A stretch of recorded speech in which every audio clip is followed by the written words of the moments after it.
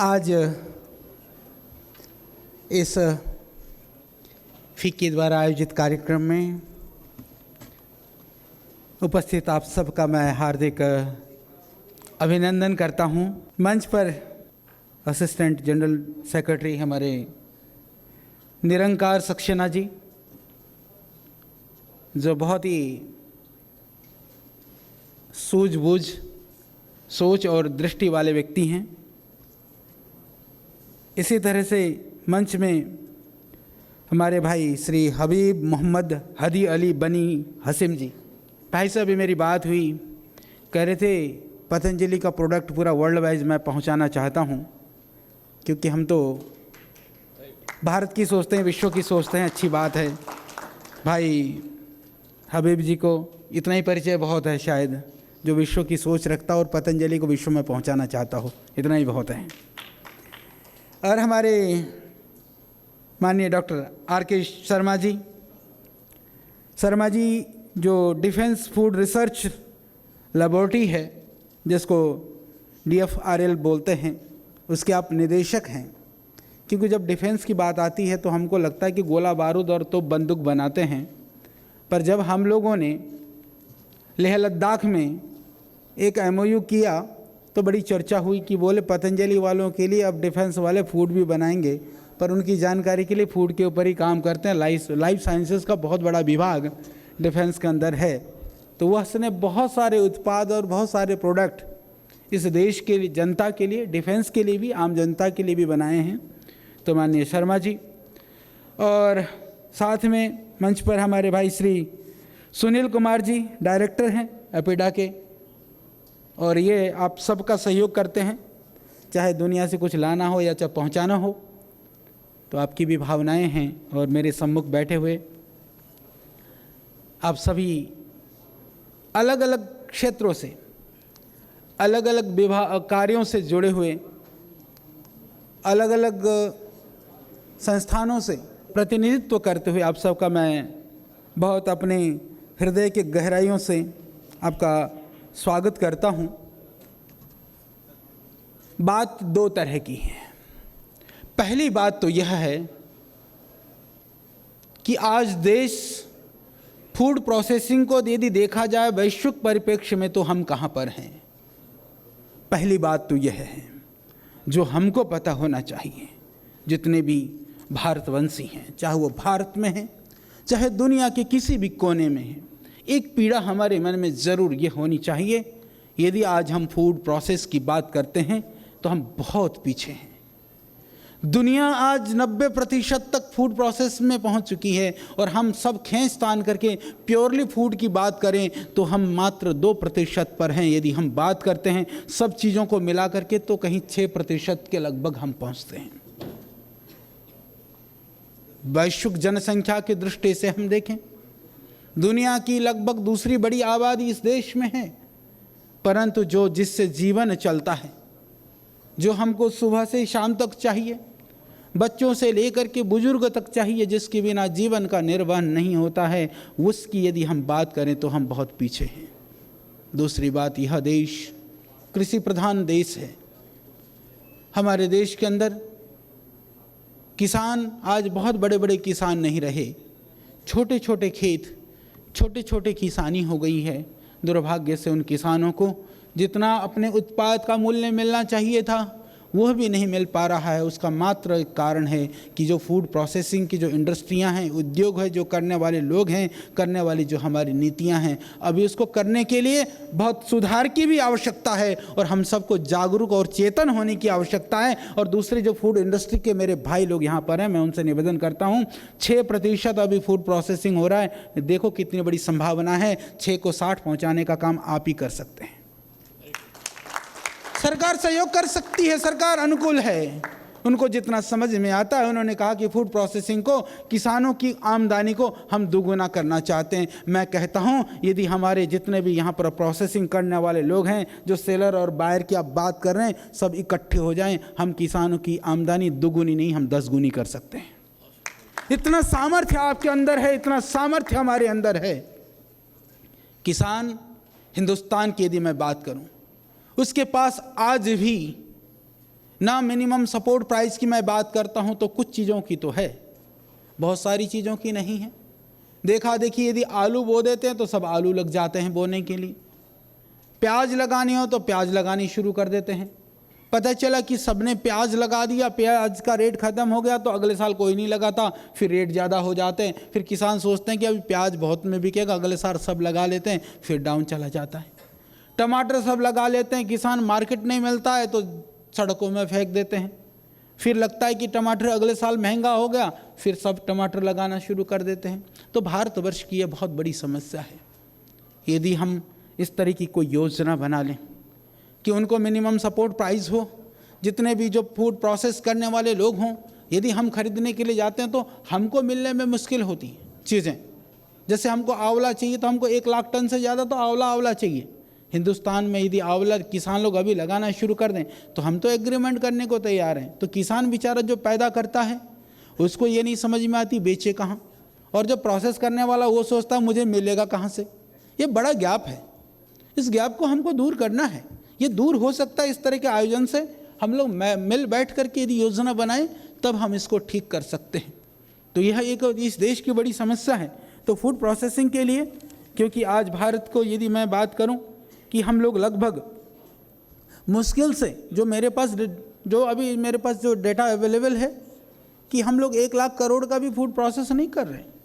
इतना बड़ा देश है, इतनी बड़ी। यदि मैं पतंजलि के परिप्रेक्ष्य में कहूँ तो 10% लगभग फूड प्रोसेस, सक्सेना साहब, पतंजलि 10% कर रहा है अभी, शर्मा जी, कि भारतवर्ष में जितना प्रोसेस होता है उसका 10% अकेला पतंजलि कर रहा है। ये मैं जानकारी आपको देना चाहता हूँ। हम क्यों कर रहे हैं, यह भी एक सोचने की बात है कि हम इसलिए कर रहे हैं। ये पतंजलि की उत्पत्ति ही किसानों की पीड़ा को देख करके हुई थी। अभी मेरे से कोई भाई अभी इंटरव्यू में पूछ रहे थे कि एफडीआई के विषय में आपका क्या सोच है, आपका क्या विचार है, क्योंकि कुछ मेरे मेहमान बाहर से भी आए हुए हैं। ये मेरा भूटान वाला भाई मैं पहले से जानता हूँ, नेपाल वाले सारे तो मेरे परिचित हैं ये लोग, आधे तो जो अपने इकट्ठे कर रखे मुझे बोल देते तो मैं और भी बुला लिया था। तो ये पहले से जुड़े हुए हैं, ये सब जानते हैं। हम इनको आपके प्रति, देश के प्रति कहीं ना कहीं भावनाएं इसलिए यहाँ पर हैं, ये समझ लो। यदि एफडीआई की भी बात करूं तो मैं ये कह सकता हूं कि जिसकी इस देश से कहीं ना कहीं प्यार या संबंध या रिश्ता, उसका बाप दादा कहीं ना कहीं से इस देश से जुड़ा होगा, वही इस देश के लिए सोचेगा। परंतु इसके अतिरिक्त कोई यह सोचे कि यह भारतवर्ष सिर्फ बाजार है तो उनको रोकने का काम तो जो सोचने वाले हैं वही कर लेंगे। इसके लिए बाकी सोचने की आपको आवश्यकता नहीं है। यह सिर्फ बाजार नहीं है, यह हमारे लिए संवेदना है, यह हमारे लिए भावना है, और यह मेरे किसानों से और मेरे देशवासियों से जुड़ा हुआ प्रश्न है। उसका समाधान उनके साथ भावनाओं से जुड़ करके ही हो सकता है। ऐसी हमारी सोच है। इसी सोच के बलबूते पर आज पतंजलि योगपीठ खड़ा है, और आने वाले समय में भी इन्हीं सिद्धांतों के बलबूते पर आज हम आगे बढ़ेंगे। ये हमको उसमें कोई भी रत्ती भर भी संशय नहीं है। दूसरी बात, किसी प्रोडक्ट को बेचने के लिए, खरीदने के लिए किसी भी परंपरा से, संस्कृति से छेड़छाड़ और खिलवाड़ करने की आवश्यकता नहीं है। हमारी जो परंपराएं हैं, हमारे जो मूल्य हैं, हमारे जो आदर्श हैं, वो आदर्श में जो जीवन है, उसी जीवन में रह करके हम उस कार्य को कर सकते हैं। उसका एक उदाहरण पतंजलि योगपीठ है। पतंजलि आयुर्वेद है, एक देश के लिए नहीं पूरी दुनिया के लिए उदाहरण है। इस देश में उत्पाद को बेचने के लिए लोगों ने हमारे माँ बहन बेटियों को सबको बेच दिया। हमारी संस्कृति परंपराएं सब कुछ तहस नहस कर दिया। लोग कहते थे कि चीज़ों को बेचने के लिए तो ऐसे ही करना पड़ता है। हमने कहा ऐसा करना पड़ता है, बाकी लोग तो दृष्टा मात्र हैं, उनके पास, उनके हाथ में कुछ नहीं था।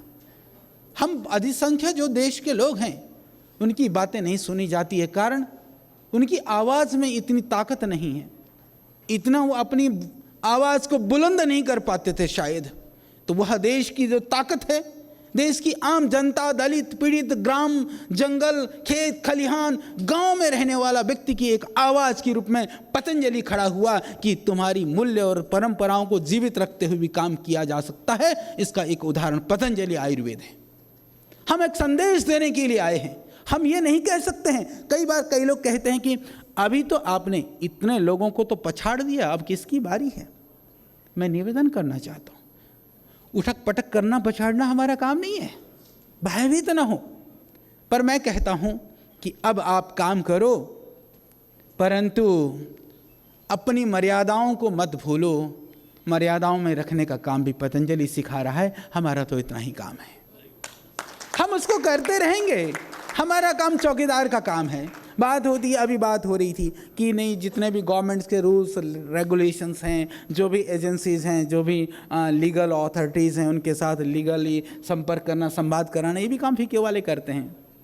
अभी बात हो रही थी, अभी एक बहन बैठी थी, कह रही थी, मैं कहना चाहता हूँ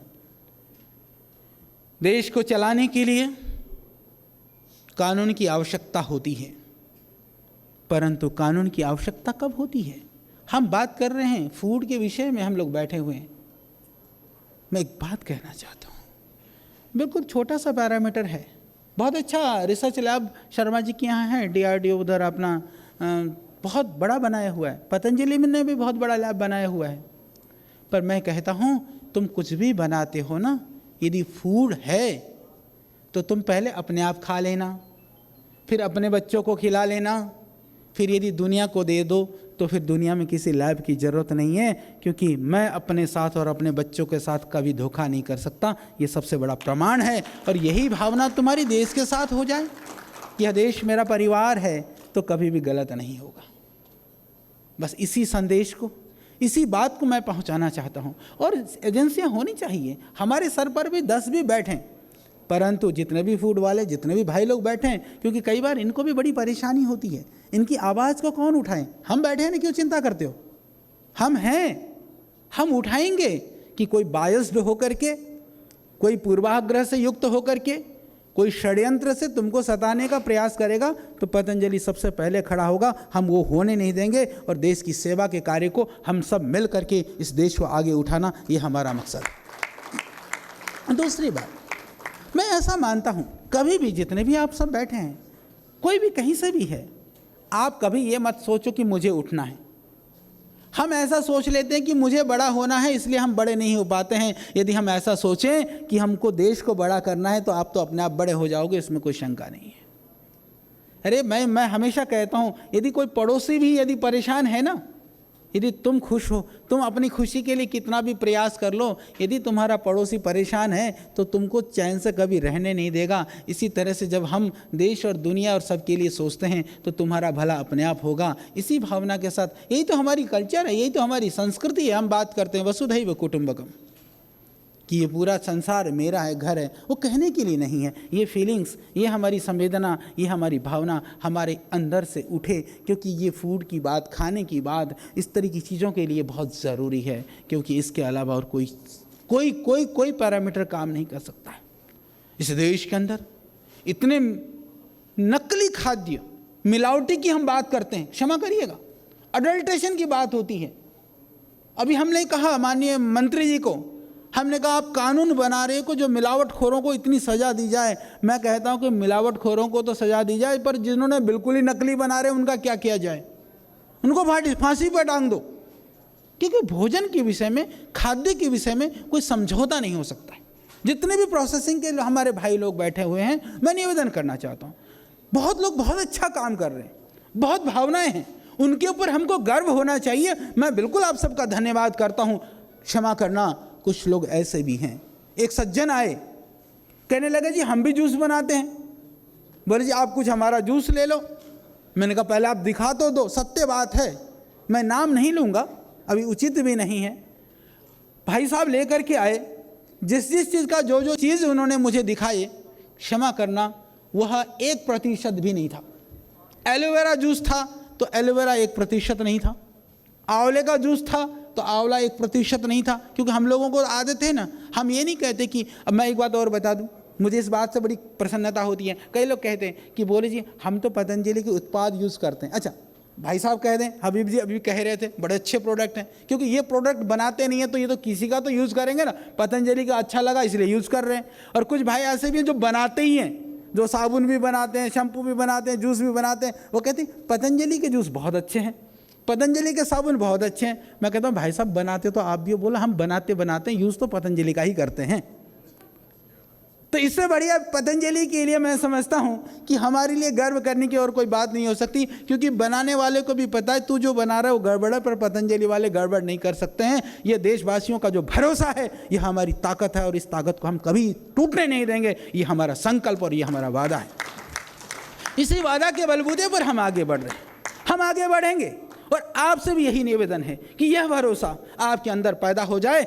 चिंता मत करिए, क्योंकि हम सर्वे भवन्तु सुखिना इस सिद्धांत पर विश्वास करते हैं। सर्वे भवन्तु सुखिना, तो हम अकेले नहीं चलेंगे, हम आपको साथ लेकर के चलेंगे, और जो भी योजना बनेगी, जो भी कार्य होगा, हम साथ लेने के लिए तैयार हैं। इसीलिए हमने आज भी, हमको कोई यहाँ पर अपना प्रचार एडवर्टाइज की ज़्यादा आवश्यकता नहीं थी।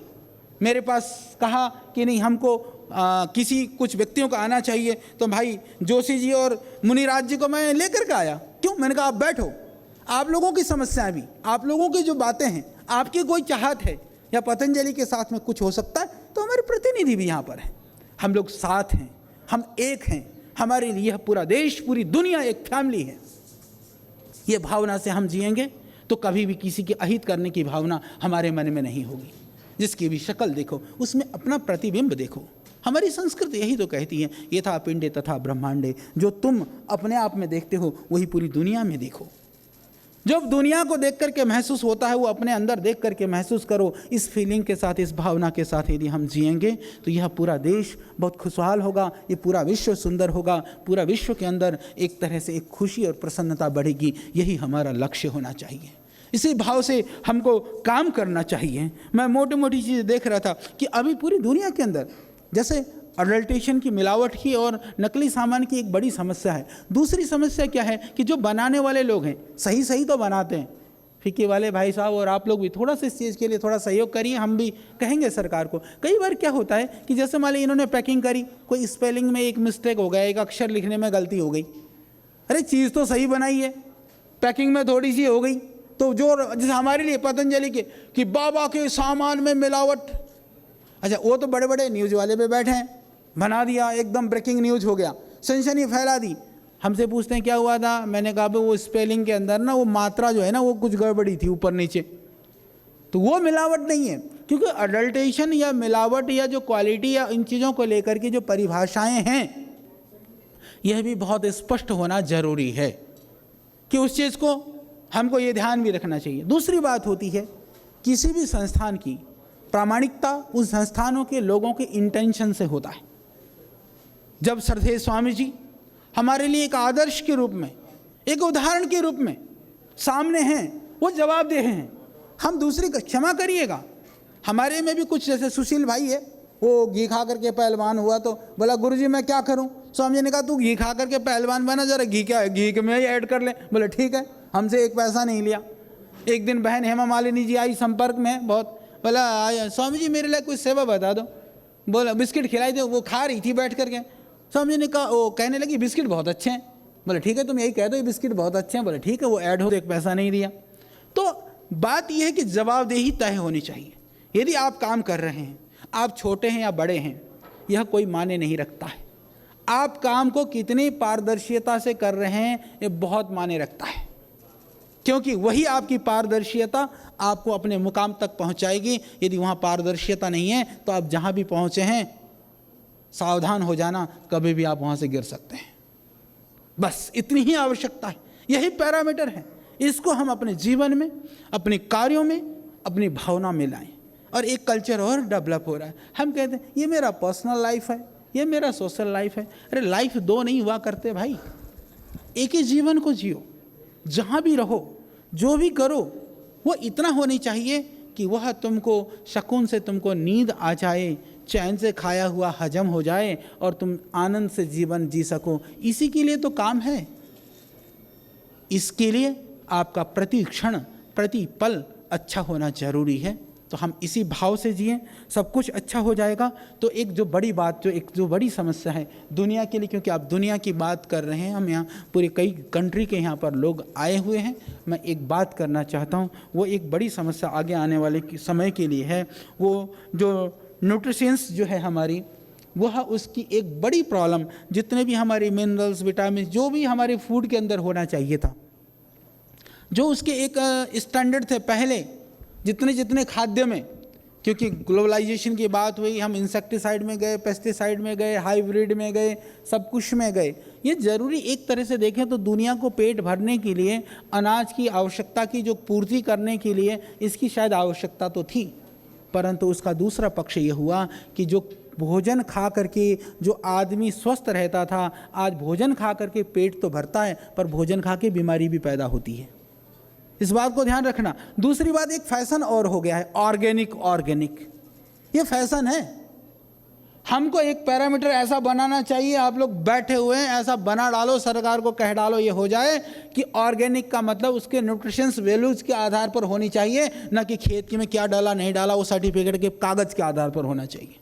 ये होनी चाहिए, एक नया पैरामीटर बननी चाहिए। ये बहुत ज़रूरी है यदि हम आगे आने वाली पीढ़ियों को बचाना चाहते हैं। तो यदि वो टमाटर भी ले आ रहा है, गेहूँ भी लेकर आ रहा, किसी ने कह दिया ऑर्गेनिक है, तो कहने से नहीं, वो लैब के अंदर पैरामीटर आप लोग बना सकते हैं। शर्मा जी ये शुरू कर दीजिए कि जो हमारे देसी बीज हैं, देसी बीज से उगे हुए जो अन्न हैं, देसी खाद से उगे हुए जो अन्न है, उसके अंदर कितनी जो कैलोरीज और दूसरे वैल्यूज कितनी होनी चाहिए, उसका कैलकुलेशन करके एक बेसिक पैरामीटर रख लें। फिर हमको बहुत सारे सर्टिफिकेशन की जरूरत नहीं है, एक सैंपल खेत में से उठाइए, उसके आधार पर सर्टिफिकेट तैयार करिए। अमेरिका जैसे देश के अंदर वहाँ तो अभी ऑर्गेनिक वगैरह के लिए बड़ा ध्यान दे रहे हैं।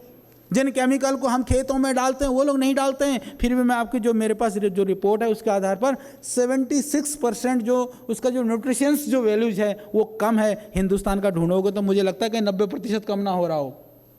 ये भी देखने की बात है, अभी तक उस लेवल पर कोई परीक्षण या इस तरह का कोई कार्य नहीं हुआ है। एक बहुत बड़ा प्रश्न है, वो आगे आने वाली पीढ़ी के लिए। एक बात मैं और कहना चाहता हूँ, हमारे आयुर्वेद में ना शास्त्रों में कहा अन्नम वही औषधम, अन्नम वही प्राणः, अन्नम वही आयुः, कि अन्न जो आहार जो फूड हम लेते हैं वही औषधि है, वही प्राण है, उसी से जीवन चलता है। ये तो सबको पता है, उसी से चलता है। परंतु हम अन्न को औषधि मानते थे और आज क्या हुआ, फूड सप्लीमेंट, यानी दवाई को अन्न बनाने की प्रक्रिया चल रही है दुनिया में।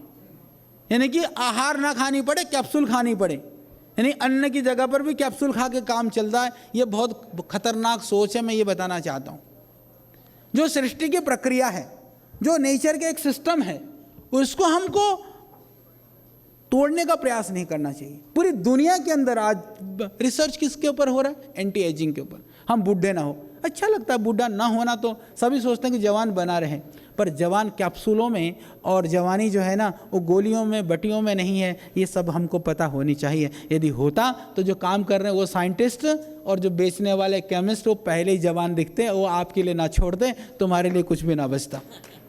तो इसीलिए ये भ्रम को छोड़िए, वो स्वास्थ्य, वह ताकत, वह ऊर्जा वो प्राकृतिक फूड में है। तो जितना भी जो नेचुरल फूड है उसके ऊपर हम ध्यान दें, उसकी क्वालिटी पर ध्यान दें, उस गुणवत्ता पर ध्यान दें, उस चीज़ को हम प्रमोट करें कि आहार ही औषधि है। मैं एक निवेदन करना चाहता हूँ, यदि इस संदेश को हम देश और दुनिया में पहुंचा पाए तो दुनिया में जो आज केमिकल वाली जो दवाइयाँ, ड्रग्स और दूसरी चीज़ें जो एक आज भयानक रूप ले रही हैं, उन चीज़ों की बहुत कम आवश्यकता रह जाएगी और पूरा जो मेडिकल और मेडिसिन सिस्टम इमरजेंसी के लिए रह जाएगा। आपको विटामिन्स की गोली, आयरन की गोली, आज हर चीज़ की, शरीर में कुछ थोड़ी सी कमी हो गई तो बोले भाई ये गोली खा ले, थोड़ा ये होगा ये गोली खा लें। इसके विषय में भी मैं ये बताना चाहता हूँ, जो मल्टीग्रेन जो आटा है पतंजलि ने सबसे पहले शुरू किया था, उसके पीछे मेरी सोच थी, क्योंकि जो हमारे जो खाद्य भारतवर्ष के अंदर जो भारत की जो परंपरा की जो विशेषता है, मैं ये कहना चाहता हूँ, इस देश में आप कहीं भी जाओ, पूर्व पश्चिम उत्तर दक्षिण, आप देखेंगे भोजन की विविधता है।